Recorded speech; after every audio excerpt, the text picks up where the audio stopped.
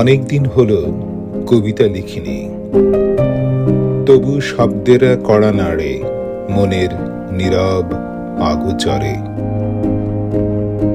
এখন আমার মেয়ে তার নতুন জগৎ মিশিগান স্টেট ইউনিভার্সিটিতে। তার হাসি যেন ছুঁয়ে যায় শরতের বাতাস, যেমন একদিন আমিও ছুঁয়েছিলাম বুয়েটে। সমীকরণ আর স্বপ্নে ভরা, বৃষ্টির গন্ধে ভেজা।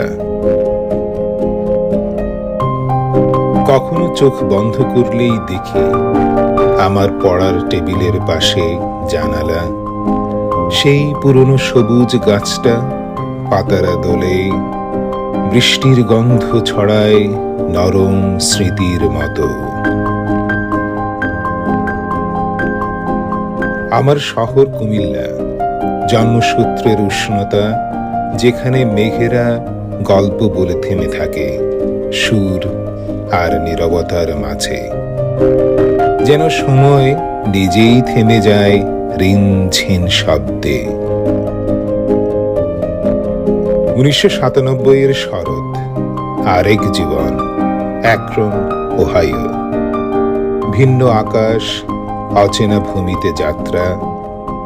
মোবাইল ফোন নেই, শুধু হাতে আঁকা মানচিত্র আর বন্ধুর নরম উপদেশ। ব্রিজ পার হয়ে বাঁ দিকে যাও, তারপর ভেজা পাতার গন্ধ অনুসরণ করো। সে ভুল বলেনি। সেই বাতাসে মিশেছিল অতীতের সুবাস, অর্ধেক বৃষ্টি আর আধেক প্রতিশ্রুতি।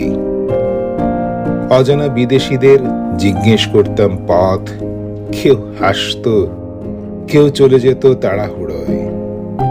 তবু প্রতিটি দ্বিধা ভরা পদক্ষেপ আমাকে পৌঁছে দিয়েছিল শুধু ল্যাবেই নয়, আমার হয়ে ওঠার পথে। এখনো যখন মিশিগান স্টেটে যাই, আমি সেই একই পথে হাঁটি।